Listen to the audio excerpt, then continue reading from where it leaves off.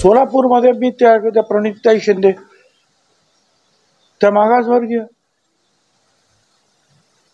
त्या कधी बोलल्या या संदर्भामध्ये की मराठा समाजाला आरक्षण देऊ नका, की आणखी हे जे काही मी जे काय बोलत होतो किंवा जरांगे काय बोलत, त्या कधीतरी त्या संदर्भामध्ये त्या काही बोलल्या का? मग त्यांना सुद्धा मराठा समाजाच्या काही गावांमध्ये यायचं नाही, तुम्ही कुठे होता वगैरे, म्हणजे काय दलित समाजाचे म्हणून? मग दलित समाजाच्या कॅन्डिडेटने उभं राहायचं नाही, वंजारी समाजाच्या कॅन्डिडेटने उभं राहायचं नाही, माळी समाजाच्या कॅन्डिडेटने उभं राहायचं नाही, ओबीसीच्या कुठल्याच कॅन्डिडेटने उभं राहायचं नाही, भटक्या मुक्तांनी उभं राहायचं नाही, असं काय आहे का? ते तरी सांगा. शांत राहू, मग काय करणार? पण यातून जे मला एवढंच सांगायचं आहे, हे असे बोर्ड्स असतील किंवा अशा रीतीचा जर विरोध असेल तर याच्यामध्ये मला स्पष्टपणे सांगायचं, मराठा समाजाचं नुकसान होणार आहे. कारण हाच विचार मग सर्व दूर महाराष्ट्रामध्ये इतर समाजाने जर करायला लागले तर चांगल्या चांगल्या मराठा उमेदवार असू शकतात, त्यांना सुद्धा उगीच विरोधाला सुरुवात होईल. तर कृपया या मार्गाने आपण जायचं काही कारण नाही. निवडणुका नेहमीच्या पद्धतीनं होऊ द्या. नाशिकची सुद्धा निवडणूक अशीच होऊ द्या. काय मी तर हेच सांगणार आहे की देशाचा आणि नाशिकचा विकास याला तुम्ही मतदान करा, जातीपातीवर कसलं मतदान करता? एखादा रस्ता जो आम्ही समजा केला, मुंबई नाशिक आणि ते ब्रिज वगैरे काय असेल, तो पूल वगैरे, तर तिथे काय काय ओबीसीचे लोक जातात का? माळे लोकांचे माळे जातात. अरे सगळ्यांसाठी आहे ते विकास, हा सगळ्यांसाठी आहे. तो मराठा समाजासाठी आहे, तो सगळ्यांसाठी आहे. हे सरकार जे निर्णय घेतं, मग शेतकऱ्यांच्या बाबतीत असेल, ते महिलांच्या बाबतीत असेल, विद्यार्थ्यांच्या बाबतीत असेल, रस्त्यांच्या बाबतीमध्ये असेल, पाण्याच्या बाबतीमध्ये असेल, तर हे सगळे विकासाचे प्रश्न जे आहेत हे मराठा त्याच्यामध्ये येतो, दलित त्याच्यामध्ये येतो, ओबीसी त्याच्यात सगळ्यांच्याच फायद्याचं असतं. त्याच्यामुळे जे आहे की विकास झाला त्याचा फायदा सगळ्यांचाच होतो. आपण एअरपोर्ट केला, सर्व जाती धर्माचे लोक जातात ना एअरपोर्टवरून. आपण बोट क्लब केला की नाही? आपण सगळे लोक जातात, गुजरातमधून लोक येतात, त्याचा उपयोग घेतात की नाही? आपण सप्तशृंगी गडावर फिरण्यावर ट्रॉली केली आपण, सगळ्या समाजाचे लोक जातात, सगळ्या किती आनंदाने जातात. हे अशा अनेक ज्या गोष्टी ज्या आपण केल्यात काय, रस्त्याच्या केल्या असतील किंवा देवस्थानाच्या केल्या असतील किंवा इतर काही केल्या असतील, त्याचा फायदा शेवटी सगळ्यांना होतो. म्हणून आपण विकासाची कास धरूया. काय मग नाशिकचा विकास असेल, महाराष्ट्राचा विकास किंवा देशाचा विकास, काय देशाचा विकास कोण करताय हे सुद्धा बघा ना. आज सगळेच म्हणतात किंवा मोदी साहेब बसलेले आहेत आणि त्या माध्यमातून जे आहे काय विकासाची पावलं हळूहळू पुढे पडत आहेत चांगल्या पद्धतीनं अनेक गोष्टीमध्ये.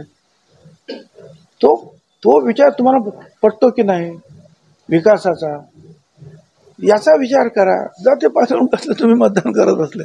आणि मला असं वाटतं नाशिकची जनता ही सुज्ञ आहे. पण ही जागा त्यांनी राष्ट्रवादी काँग्रेसला सोडली की अर्थातच राष्ट्रवादी काँग्रेसचं चिन्ह जे आहे घड्याळ, तीच निशाणी असणार.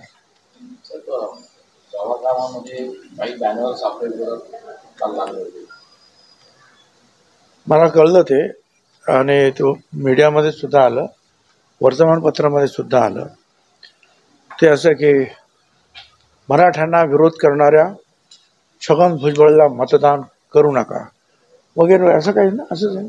असं गावबंदी अमुक तमुक पहिल्याप्रमाणे. मला अगोदर सांगायचं की मी मराठा समाजाला विरोध कधीच केला नाही. पृथ्वीराज चव्हाण यांनी कायदा आणला, नारायणराव राणे आयोगाच्या माध्यमातून मी सपोर्ट केला, त्यांना आरक्षण द्या. विरोधी पक्षात होतो, मुख्यमंत्री फडणवीसांनी आणला मराठा समाजाला आरक्षण, मी सपोर्ट केला. मी फक्त एवढंच म्हणालो की ओबीसी मध्ये अगोदर 374 जातीं 54% जास्त लोक आहेत, गोरगरीब आहेत, त्यांच्यामध्ये नको, वेगळं आरक्षण द्या. आणि त्याप्रमाणे वेगळ्या आरक्षणाचा जो आहे प्रस्ताव आला तयार होऊन, त्या पुन्हा मी त्यांना सपोर्ट केला आणि म्हटलं करा. आणि आता 10% जे आहे ते मराठा समाजाला वेगळं आरक्षण मिळालं आहे. मी ओबीसी मध्ये किंवा कुणाच्याच इतर आरक्षणामध्ये वाटा करू नका, वेगळं घ्या, त्याच्यासाठी पूर्ण प्रयत्न करा. आता ही माझी चूक आहे तर मी ती चूक केली. याचा अर्थ मी मराठा समाजाला विरोध नाही केला, मराठा समाजाला वेगळं आरक्षण दिलेलं आहे. परंतु असे का बोर्ड लावतात मला काही कळलं नाही. माझी सगळ्यांना सांगणं आहे, मराठा समाजाच्या कार्यकर्त्यांना, नेत्यांना, सगळ्यांना काय निवडणुकीच्या पद्धतीनं होऊ द्या.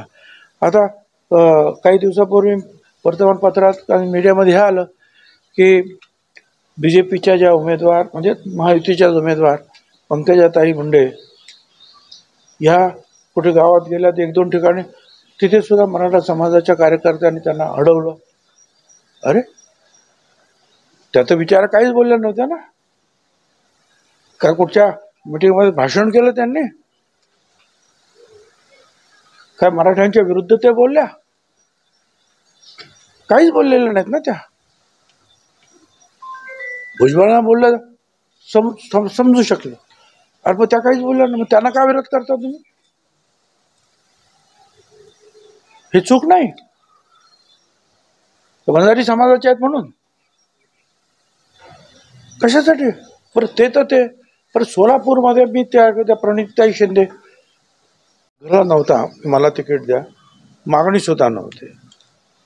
परंतु महायुतीची जी चर्चा दिल्लीमध्ये झाली तिथल्या वरिष्ठ नेत्यांबरोबर सगळ्यांची, आणि महाराष्ट्रातील वेगवेगळ्या जागांच्या बाबतीमध्ये कोण उमेदवार, कुठली जागा कुणाला द्यायची, या संदर्भातली जेव्हा चर्चा झाली त्यावेळेला अचानक माझं नाव त्यांनी पुढे आलं आणि सांगितलं की मग इथे भुजबळांनी नाशिकला उभं राहावं.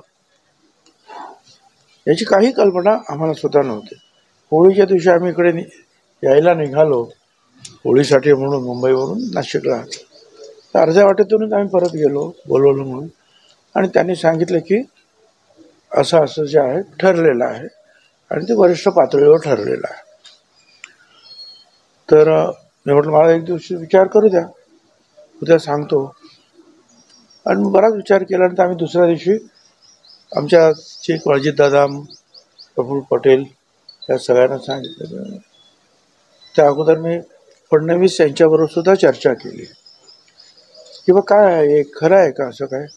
तो म्हणाले हो खरं आहे. काय तिथे अशी चर्चा झाली आणि त्याप्रमाणे वरिष्ठांकडून सुद्धा असा प्रस्ताव आला आणि तो त्यामुळे तुम्ही आवाज उभं राहावं लागेल. म्हटलं ठीक आहे. आणि मग आम्ही जे आहे चाचपणी तोपर्यंत आम्ही कोणाला सांगितलं नाही तुम्हाला. परंतु मग असं आहे की ज्याला उभं राहायचं तो 2-4-5 महिन्यापासून प्रयत्न करेन ना. आता अचानक हे नाव पुढे आल्यानंतर मी ताबडतोब आलो आणि काही लोकांची चर्चा सुरू झाली आणि त्यावेळेला जो आहे ही गोष्ट बाहेर गेली, मीडियामध्ये गेली आणि त्यामुळे नाशिक पुन्हा एकदा चर्चेमध्ये आलं.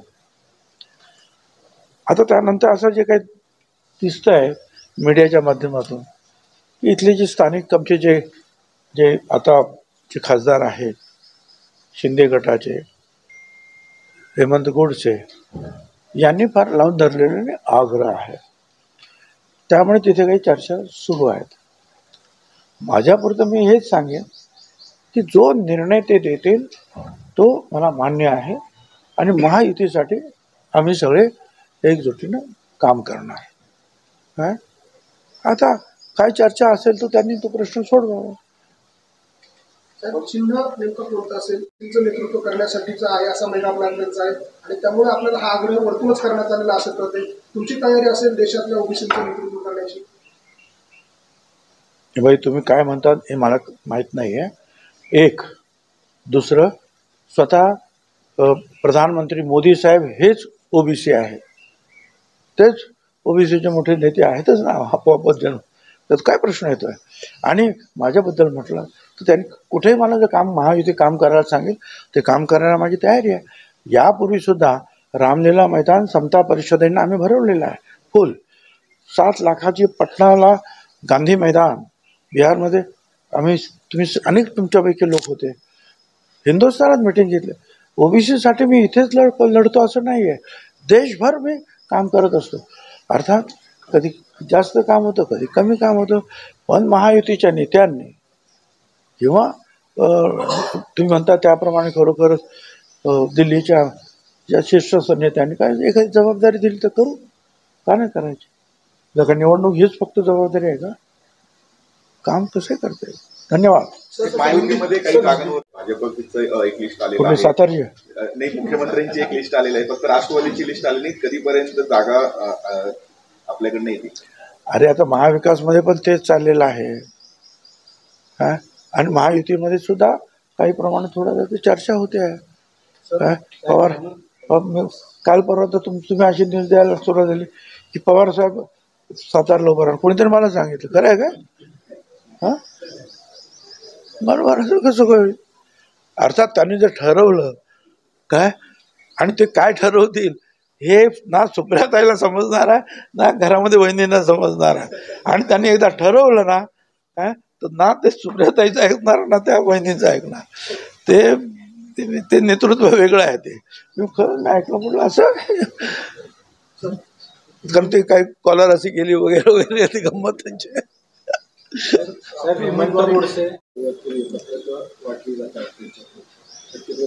आता असं आहे ना की चांगली गोष्ट आहे ना, त्याने प्रचाराला सुरुवात केलेली आहे.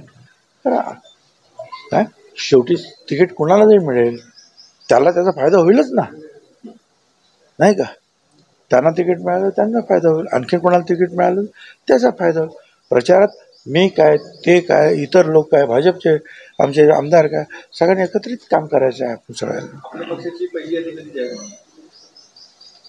पहिली यादी तशी जाहीर झाली ना, वाटतं दोन तीन लोकांची तर नाव आली ना. फक्त रायगड संदर्भात आली आहेत ना. तर आता सगळेच आता येतील, एकदम 1-2 दिवसात येतील. उमेदवार अर्ज भरायच्या आत्महत्या नक्की. अधिकृत घोषणा झालेली नाहीये, मात्र हे जे स्पेक्युलेशन सगळे आहेत त्याबाबत आपलं नेमकं काय प्रतिक्रिया आहे? सर्वप्रथम आज रंगपंचमी आहे आणि विशेषतः म्हणजे मुंबईला दुसऱ्या दिवशी, होळीच्या दुसऱ्या दिवशीच कार्यक्रम असतो तो, पण नाशिकला आणि काही इतर ठिकाणी रंगपंचमीच्या दिवशी. मी तुम्हाला सगळ्यांना शुभेच्छा देतो.